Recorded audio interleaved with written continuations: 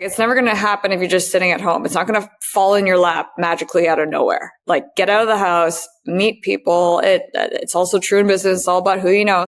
Welcome to Honest Ecommerce, a podcast dedicated to cutting through the BS and finding actionable advice for online store owners. I'm your host, Chase Clymer, and I believe running a direct-to-consumer brand does not have to be complicated or a guessing game. On this podcast, we interview founders and experts who are putting in the work and creating real results. I also share my own insights from running our top Shopify consultancy, Electric Eye. We cut the fluff in favor of facts to help you grow your e-commerce business. Let's get on with the show. Hey everybody, welcome back to another episode of Honest Ecommerce. I'm your host, Chase Clymer, and today I'm welcoming to the show Joelle Weinand from drinknutcase.com. She's a founder of Nutcase Milk. Jo, welcome to the show. Happy to be here, man. I'm excited to chat. Now, obviously, Nutcase Milk, name kind of speaks for itself, but let people know what's like the product that you guys are bringing to market over there. So it's essentially a cleaner, premium chocolate milk for adults that kids still might steal from you, but essentially, bringing back that nostalgia in a format and a version that as grown-ups we can indulge and not hate ourselves 10 minutes later. Absolutely. You guys have an awesome story. So I guess just take me back in time.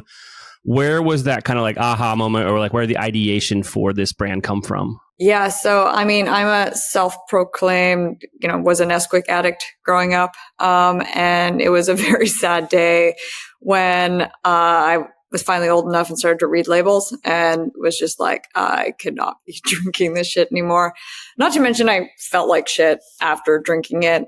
So, sadly I had to abandon that, but couldn't get over the cravings. And like decades later, it's funny. It's all the silver linings of COVID is that one, I was losing my mind because we had a lot of lockdowns up here in Canada, and I don't do well when I'm bored. It's usually a recipe for disaster.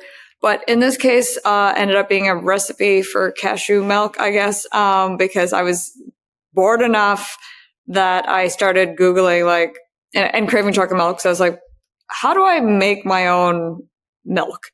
And now I am a milk agnostic. I like all the milks. I'm not. I drink dairy milk. I drink almond milk. Like I've tried them all. And at the end of the day, I just always thought that the cashew milk was the best. And it makes sense too, because I think cashews are the best nuts. And but as a base for milk, they're naturally so rich and creamy, that it actually works really well. But here's the funny thing as well is I thought it was going to be a lot of work because I've seen videos of to make almond milk, you have to soak them overnight and then they have the peel. So you have to strain them. And I was like, yeah, I'm ADD. That's too many steps. It's not going to happen. But I had a Vitamix, and because cashews are naturally kind of softer, turns out you could just throw them in a Vitamix, press go and pulverize the shit out of them. And then you have milk. By the way, I was like, blew my mind. So that, and then I just started kind of I was like, I'll just got some cocoa powder. I got some agave, throw some dates in there. Really just fucking around. Did not expect it to actually work. So I think I was surprised as anybody when I poured it in a cup and took a sip and I was like, holy shit, this is actually good. But of course I was like, well, maybe I'm just losing my mind. So why don't I invite my friend Brooke over? So she came over, I handed her a cup and I was like, drink this. And she's like, what is it? I'm like, just drink it. Good thing she trusts me, but she had it and she was like, shit, this is actually good. You made this? And I was like, right. Then the next step was just like, hey, we have a restaurant. Why don't we just put it on the shelf and see what happens? And the funniest thing was we're like, okay, yeah, let's do that. And then we're like, oh, wait, we need to put it in something. We need bottles or something. So we're Googling, where do you buy just a ton of blank bottles? And they're like, okay, we found a bottle supplier. But of course we were just thinking, oh, we're going to test this, but minimum order is 500 bottles. We're like, oh shit, that's a lot of empty bottles, but okay, let's go for it. And they were like, well, I guess we have to call it something. And it really didn't take very long. I think I was thinking what's funny words with nuts? And I was like, nutcase. And obviously, may have been called that. a lot in my life. So popped in my head and I was like, that's fun. Let's call it that. Printed some stickers and just literally threw it on the shelf. And that's when things got really interesting because it flew off the shelf. And not only that, but we started to have other shops and retailers coming in and they're like, yo, like, who's your supplier for this shit? Like, where are you getting it from? And we're like, oh, we're just making it in the back. So that plus seeing the joy especially on like grown men's face when they'd come in and like unexpectedly see this chocolate milk and then find out it was good for them. That's when kind of really the light bulb went off. I was like, we might be onto something here. And then of course I'm an entrepreneur by nature. So as soon as like I see, okay, there might be something here, I just deep dive into research and market analysis and all this kind of stuff. And I really just kind of saw like, there's a big white space here, not only for someone to take on Nesquik with a cleaner, better for you option. That's one side of it. But also I was hearing from a lot of adults and parents that were like, actually the funniest was then they'd admit that they would like steal their kids' chocolate milk out of the fridge. And I was like, it shouldn't have to be secret. Like we should be able to do this in broad daylight. So the other side of it was like, how do we build a more adult, more sophisticated, like cool brand that doesn't feel childish, like no bunny on the bottle kind of thing, so that we make it cool and just acceptable for adults to walk around with the chocolate milk. That was one side. The other was like, it's nut milk, and all the kind of nut milk brands out there are they all have the same feel, right? This very vegan, eco, hipster type vibe. Mm-hmm. And I was just like, that just doesn't resonate with me. So I also, kind of inspired by Liquid Death was like, let's make an edgy nut milk. Like let's make chocolate milk cool. That's amazing. So yeah, all of that. Sorry, that was a bit long-winded. No. It was amazing. And one thing I really want to point out about your business model, and there's a lot of listeners out there that they want to be an entrepreneur. They want to take that step. Mm-hmm. They're just like, I don't have a good idea.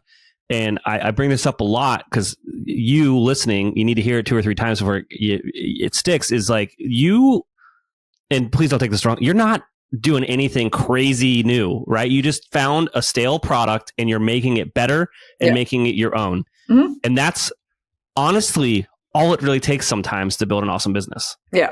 Yeah. You don't have to like build a rocket ship or like you can innovate in little pieces, or you just do it differently or do it more authentically. But usually the idea comes from like a problem you have. So if there's something out there that's kind of bugging you or you find is lacking or missing, but I will also say like, it's hard to find a good idea. I have 100 ideas and like I had to validate them all, and the only one actually stuck. It was like an actual opportunity. So that's also part of it. Yeah. And I also enjoyed kind of your accidental market research per se, which is like, all right, well, let's just do a small run of these, stick them in a restaurant and see what happens.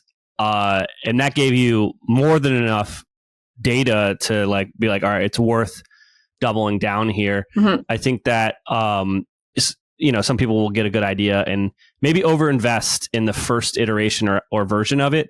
And that might come to bite them in the butt. Yeah, you want to find a way to like just put it out there a little bit and see what naturally happens. You can't force it on people. So that's always been my take, is put it out in the world and see, you'll know if people are interested or if there's like crickets. And I've done that too. I've put stuff out there like, that's getting zero response.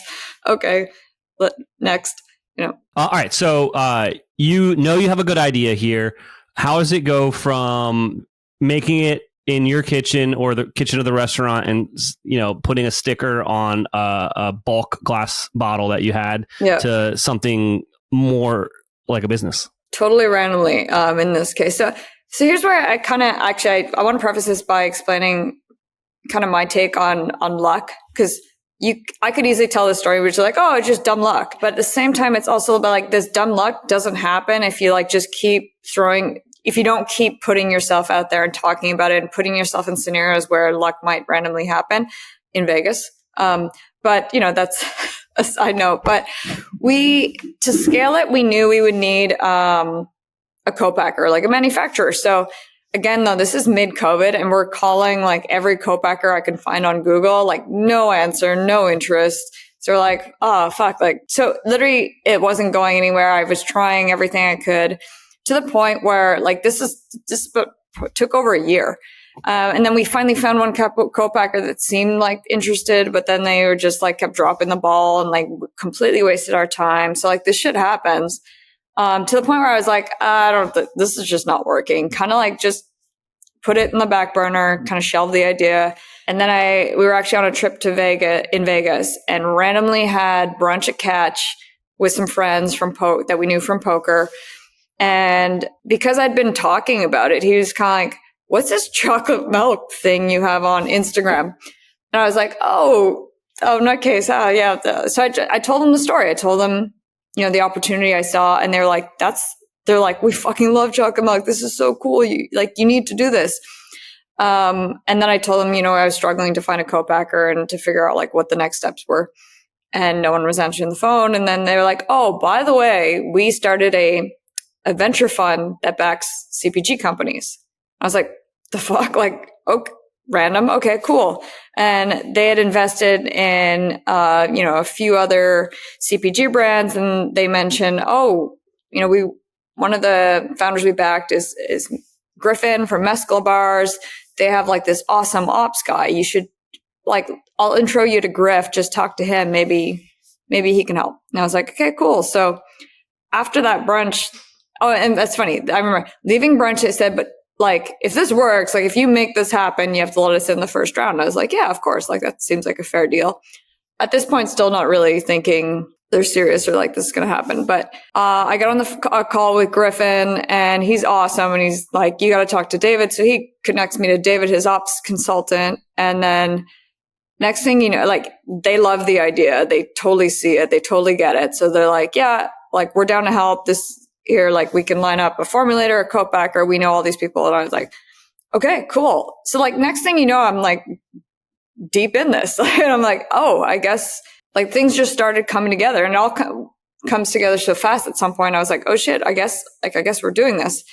So I went back to our buddies. I was like, hey guys, thanks for the intro. This is coming together. And they're like, okay, cool. Like let's do a pre-seed round. I'm like, what are we raising? Just like that from one brunch, then all of a sudden all the pieces started to fall into place. And here we are. I have been in business for nearly 20 years, and very few companies I have hired in that time have performed as well as Electric Eye. They have knowledgeable staff, and our project was delivered on time and on budget. Electric Eye has exceeded my expectations, and I look forward to working with them again. That is a direct quote from one of our clients at Electric Eye.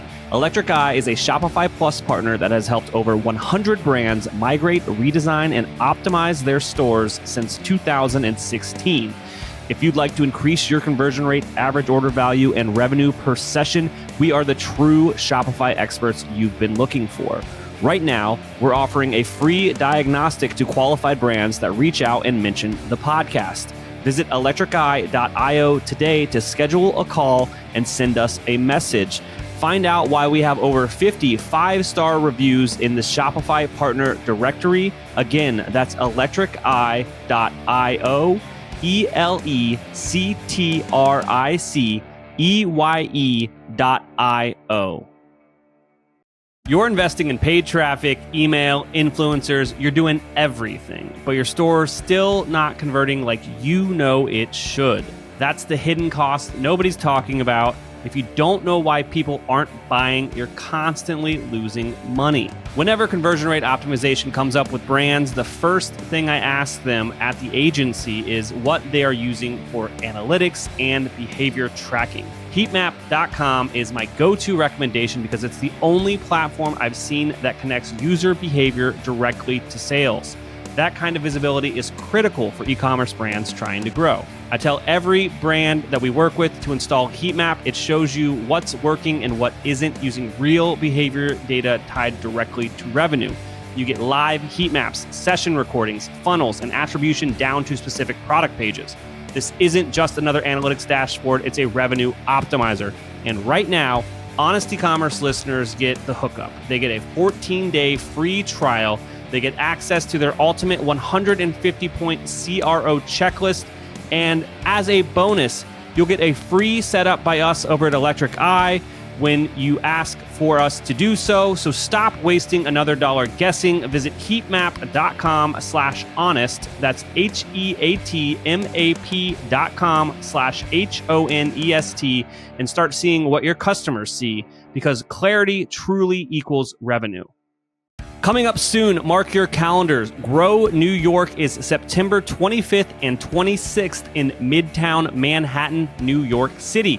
2 days, 800 e-commerce leaders. Every session is focused on the biggest shift in our industry right now, AI. If you're a retail brand, your ticket is completely free.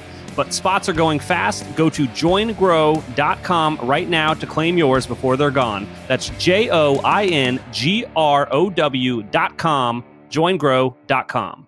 That kind of concept of luck is hard to explain in entrepreneurship, but luck doesn't happen when you're not talking about it, like you said, and you're not putting yourself out there. Like, you can't get a chance if you're not in the room is like is a thing entrepreneurs need to think about. And that's like why you need to go to that dumb networking event. That's why you need to go to that conference. That's why you need to talk about the thing that you're working on.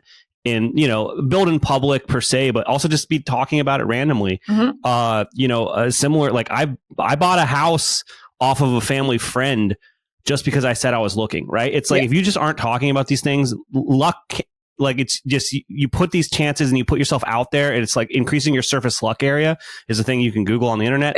But it's just like, you got to do more stuff and be about it and talk about it, and more opportunity comes your way. I mean, it's like, it's never going to happen if you're just sitting at home. It's not going to fall in your lap magically out of nowhere. Like, get out of the house, meet people. It's also true in business. It's all about who you know. So get out there. And by the way, like, for any founders who think like, oh, well, you have to be like an extrovert, then like, I'm a total fucking introvert. I'd rather stay home and hide in a hole most of the time.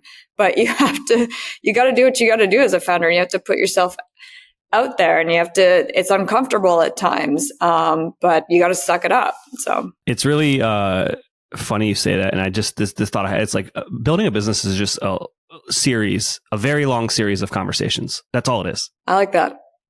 So true. Okay. So stuff's coming together rather quickly after some serendipitous introductions, which, is about who you know, but it's also, you can find these people out in the world. Like, I think like a lot of people think that they're competition or whatever, like realistic competition, right? So like, you're building a CPG brand, maybe you want to try a new take on potato chips or something.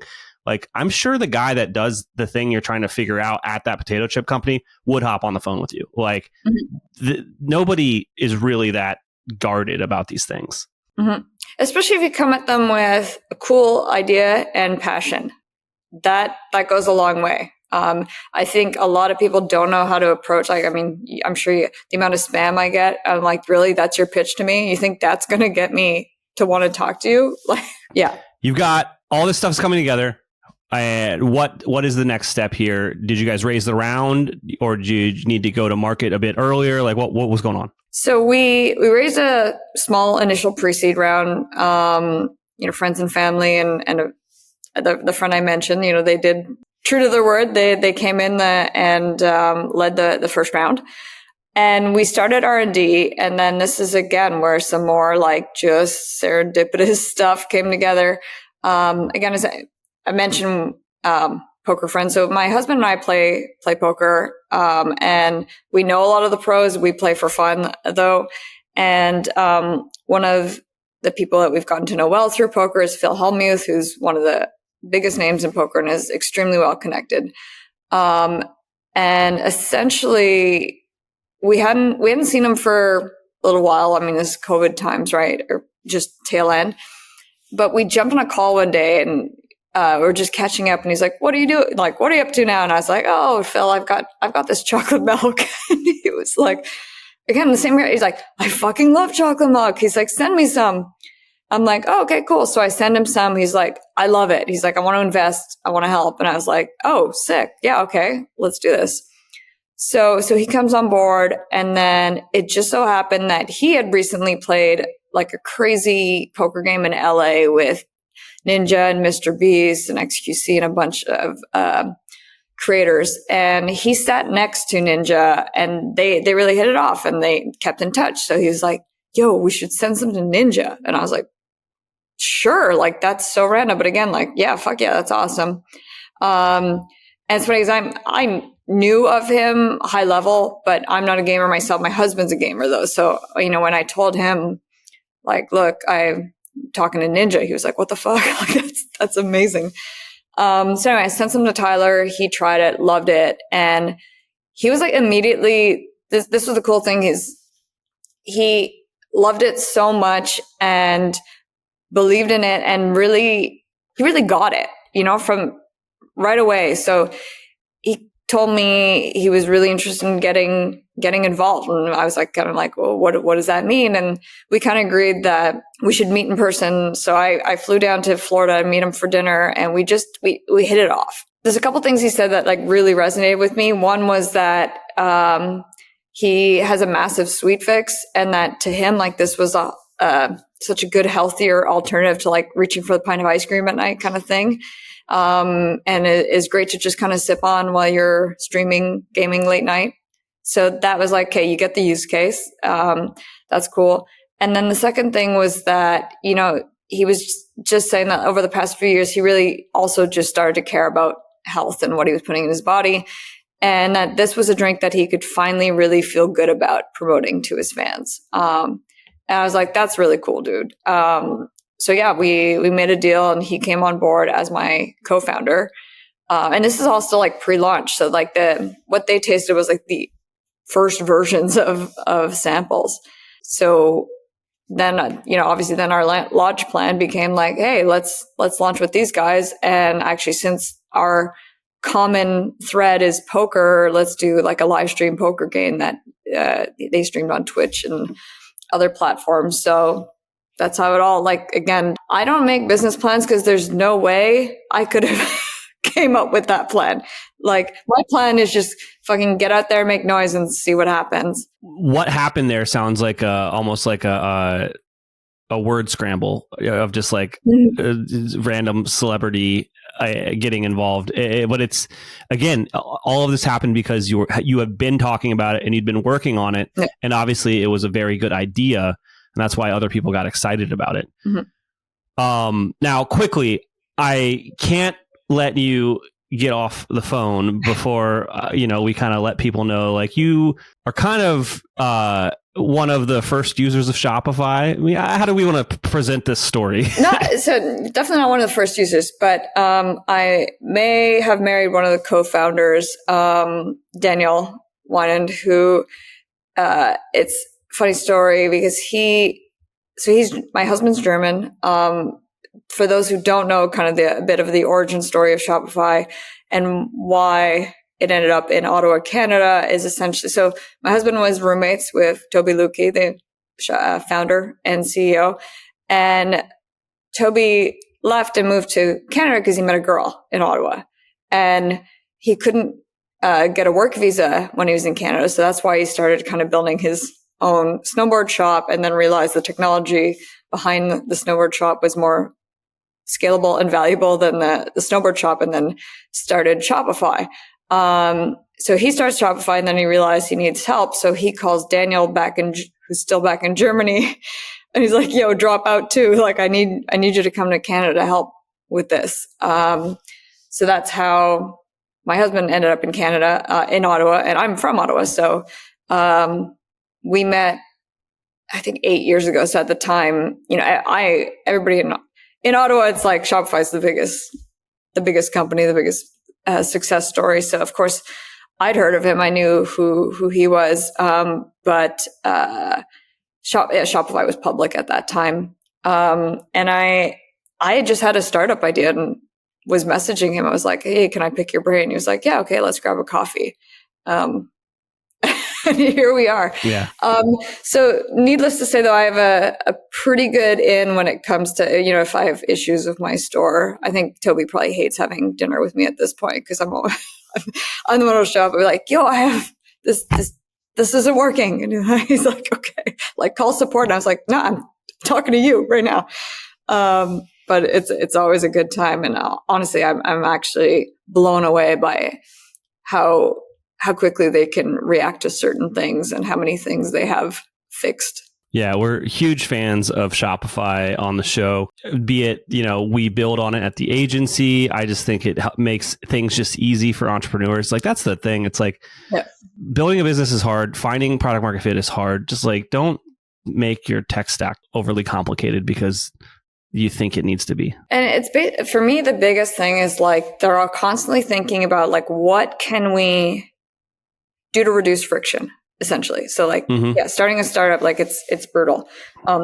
Especially from like, just like the bureaucracy, paperwork, like all of that bullshit. They're like, how much of that can we take off your hands? So I literally remember last summer, we went to see them, Toby, because my husband has since left Shopify, after over a decade there, he was burnt out and he wanted to pursue his real passions. Cause he was like, that was Toby's baby, side quest, very successful, good. Okay, now I can pursue my thing, which in his case, his real passion was always music. We see them last summer, and I was at the time just having a nightmare with taxes. And I mean, I don't even mind throwing them under the bus, but we were trying to work with Avalara, and it was absolute disaster. And like, I was losing my mind, and I was like, Toby, fuck, like, can you build the taxes into like, this is horrible. And like, fast forward 6 months, I think it was like towards the end of last year, where they're like, Shopify tax. And I was like, fuck yes. Like, and it's just like all built in, integrated. It works infinitely better. And I was like, thank God. And I was like, you guys are the best. Yeah. The cheat code to getting Shopify to put things on the roadmap is having dinner with Toby. That's what I've learned. Yeah. That's my secret sauce. Amazing. Now, Joe, is there anything I didn't ask you about that you think would resonate with our audience? Resonate or not, but just in terms of kind of notes and updates, is like one thing I think is important for entrepreneurs is always just like, get the product out there. Like, I'll be honest, we're just a year in now, and we're doing like a full reformulation R&D, because the initial product was good. I thought it was good enough. Then you get feedback. You're like, okay, well, maybe, this is a little too niche. Maybe we need to make it appeal a bit more to mass market. So we're going to be relaunching a whole new formula in September. And, then you're like, oh, the old formula wasn't good. Why did we launch with that? But like, you just have to get the product out there. And again, because then it makes noise. And by being out there, we got the opportunity to be featured on this crazy new show on X that follows the startup. And then cool thing is, it's kind of like Shark Tank, except viewers get to invest. So while the show's been airing over the past month or so, you can sign up for a wait list. And then when this all culminates to a live stream finale, which is actually on Tuesday, June 24th on X at 2 p.m. Pacific. And essentially during the live stream, viewers will be able to invest. So we just simultaneously open up a little round of equity crowdfunding.